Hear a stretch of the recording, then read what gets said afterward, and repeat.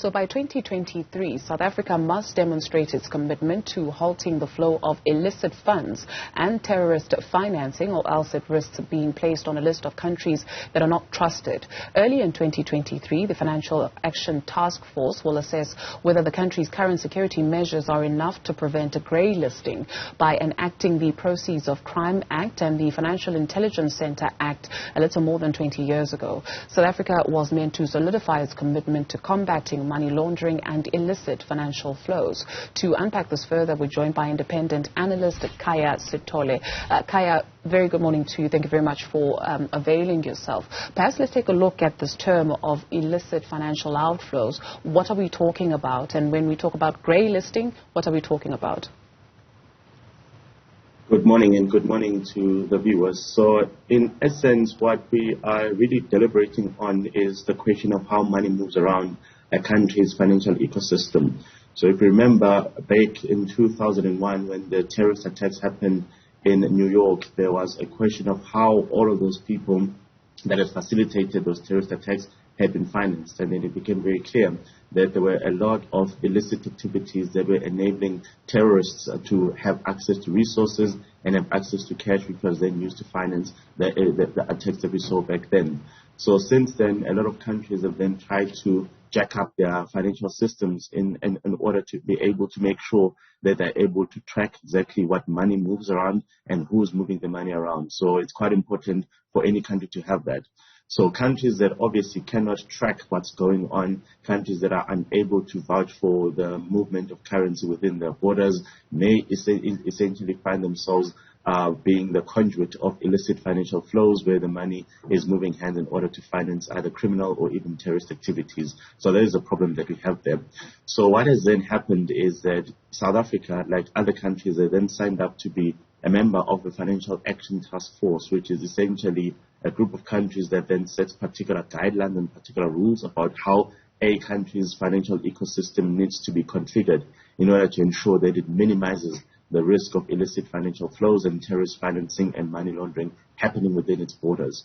And on a periodic basis, the countries then undertake a process of peer review. So they test each other's systems and then they provide a report. So South Africa's last report indicated that the country, unfortunately, has fallen behind the curve in many respects, in that much of our systems are no longer fit for purpose in relation to tracking the money flows that happen within the borders. And of course, if you can't track the money that the money that flows within your borders, then you are more likely to be unable to track even illicit financial activities and also terrorist financing. So since then, South Africa has then been expected to undertake a process of really getting its systems ready, getting its systems to be more fit for purpose in relation to the issues that were identified in that report. And unfortunately, we're now fast running out of time, and it doesn't look like we're going to get there. Speaking of fit for purpose, does that mean then, especially when you go on the point that you just made, that our systems are not fit for purpose, that we do not know as a country how much is going out in this financial ecosystem for not only terrorist financing, but money that we lose due to other nefarious activity? Yeah, that's precisely the problem, in that unless you are able to vouch for everything that happens within your borders, it becomes quite simply impossible to know the extent, if any, of illicit money flows. It becomes impossible to know whether any terrorists are being financed from money generated or money transacted within the South African borders. And what is supposed to be happening is that some of the issues that we should have addressed relate to the question of, well, if somebody just says money has been put into a trust, are we able, or at least are the law enforcement agencies able to identify who are the ultimate owners of that particular trust or that particular structure, so that if it turns out that the ultimate owners are people who have either been sanctioned for activities that they've undertaken in other countries, or people whose activities are the type of thing that we frown upon, then we should be able to know that. So unfortunately, at this stage, it is very possible for a terrorist who's on the sanction list of another country to essentially come up and set up a company in South Africa and move money around without our law enforcement agencies being able to pick that up. So one of the points that was raised in the last report was to say that we need to have much more transparent systems that enable law enforcement agencies to know exactly who owns what, so that should something happen, should money be moved around through those structures, we should be able to track who the ultimate beneficiaries are. And at this stage, it is not very easy for South African law enforcement agencies to do that. In trying to understand why South Africa should commit to this financial action task force, what is the risk and to whom is the risk directed, especially if we speak of terrorist financing? If we take a look at the instability on the continent, what the UN Security Council, most of what they're tasked with is looking at instability on the continent. So to whom is this risk directed to? Well, firstly, the FATF is a voluntary association. So South Africa voluntarily joined in 2003, I believe. And why we joined was on the basis that once you are a member, it gives a level of assurance to other international peers that, look, our systems are up to scratch, so if you want to invest in the country, for example, or if you want to be able to do business here, you can have some level of assurance that we've got systems that are fit for purpose, that we are not essentially a conduit for criminal activities. So that is why that's the upside of being a member of the FATF. So the problem that then emerges is that once you then start losing track of what's happening within your country's financial ecosystem, then a lot of other international peers then have to exercise a level of skepticism in transacting with you. And some may even say that, look, until you are able to sort of understand how your own systems work, we are not really ready to be able to transact with you. We're not ready to invest in your country. So those are some of the issues that we tend to see here. So, of course, if it turns out, and remember, this is all speculative, if it turns out that there is a lot of terrorist financing, for example, and money laundering happening, it simply means that some of the unrest and some of the disturbances that you see in the continent in particular are indeed financed through those particular means. And of course, what we want to be able to do is to not play an active part in facilitating those terrorist financing activities that then enable other people to disrupt what other countries are doing. But again, absolutely no one can ever know whether it is happening, or more importantly, the extent to which it is happening, if you really don't have the type of systems that are able to track what happens when money moves around within your borders.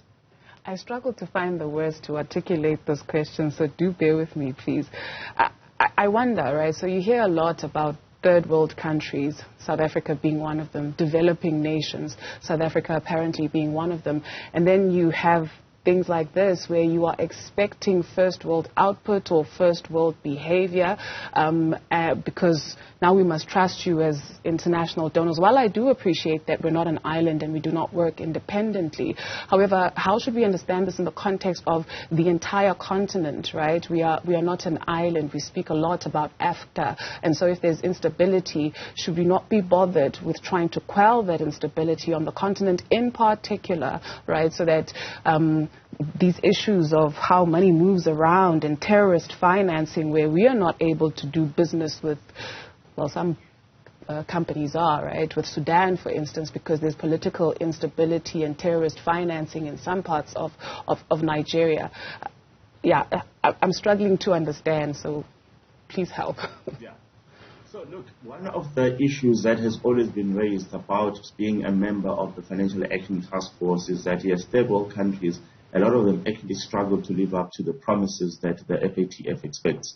So, for example, what the Financial Action Task Force will insist on is that, look, in order for you to be able to track all forms of money that move within your country's borders, you need to know exactly who is part of the financial ecosystem. So if you remember, for example, in the country, we have this idea that a bank needs to know its customers, so they need to collect the type of information that enables them to know exactly who is transacting and what the identity of that person is. So unfortunately, what happens in the African continent is that in far too many instances, the type of information that is necessary in order to execute on that quite simply is not readily available. So there are a lot of African countries for whom the resources that are necessary in order to be able to ensure that it meets the expectations of the FATF quite simply just do not exist. So a lot of countries get excluded out of that.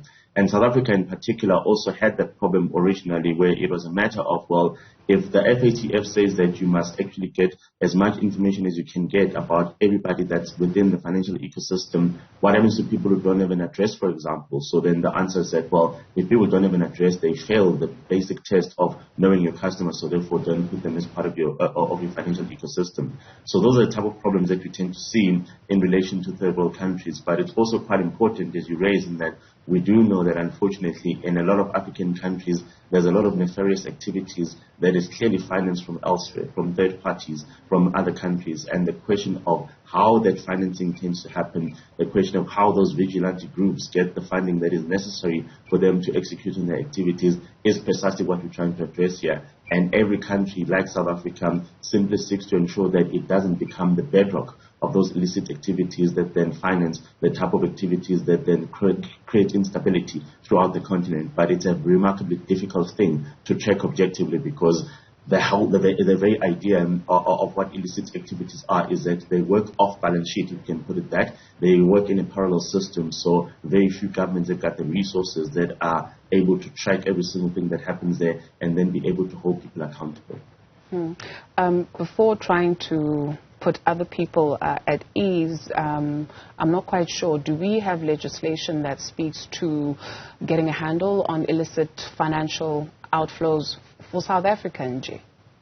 Yeah, unfortunately, our legislative architecture is all over the place. So there are multiple laws that seek to regulate some aspects of the financial ecosystem. And what came out in the report that was done by the FATF is that collectively the systems themselves aren't talking to each other.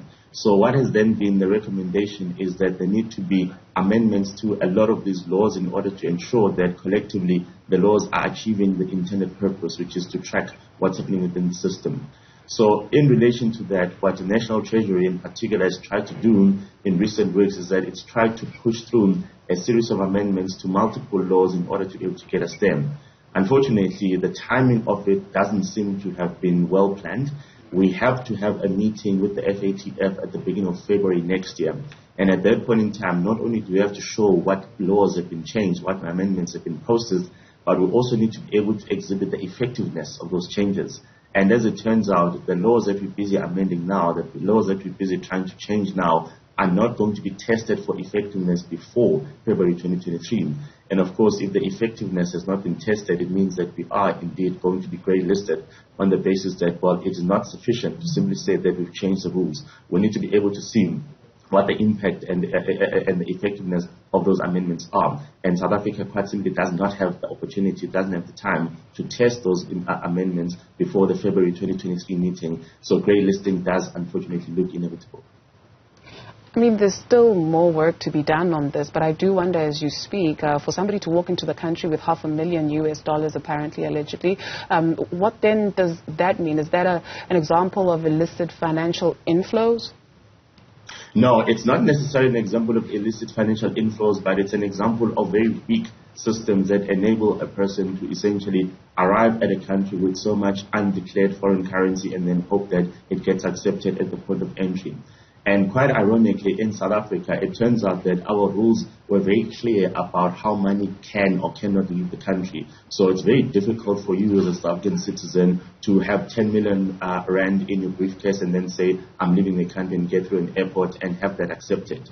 The rules regarding who enters with foreign currency and how people who enter the country need to declare their currency seem to be a bit less strict. And as it turns out, according to one of the researchers from Intellidex, the reason that became the case is that when these rules were written, the main anxiety was around people taking money out of South Africa rather than people bringing money into South Africa. So the apartheid government was focused on ensuring that people did not drain the country, people did not unilaterally take money out of the country.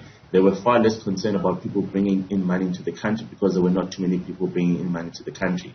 So, of course, when you now talk about the amendments that need to happen to the laws, there has to be a process of then ensuring that the rules relating to who comes in and how much they can come in with are as same or as strict as the rules about who can exit the country. So when you do talk about that $580,000 that came in on Christmas Day, apparently in 2019, it does reflect the fact that our systems quite simply have not been adapted to be able to deal with the question of, well, if you're coming into the country and you do not have a plan to buy anything that's worth anywhere close to $500,000, why are you bringing $500,000 in hard currency? And if we have to read the president's explanation of the story, this was just a random person who was here on holiday who happened to be celebrating his wife's birthday, and then on Christmas Day he stumbled upon a farm that happened to be selling buffaloes that happened to be worth $580,000 that he then happened to have in his briefcase, and then said, well, I'm leaving the money here. Of course, the entire story is a whole lot of rubbish, but that's a story for another day.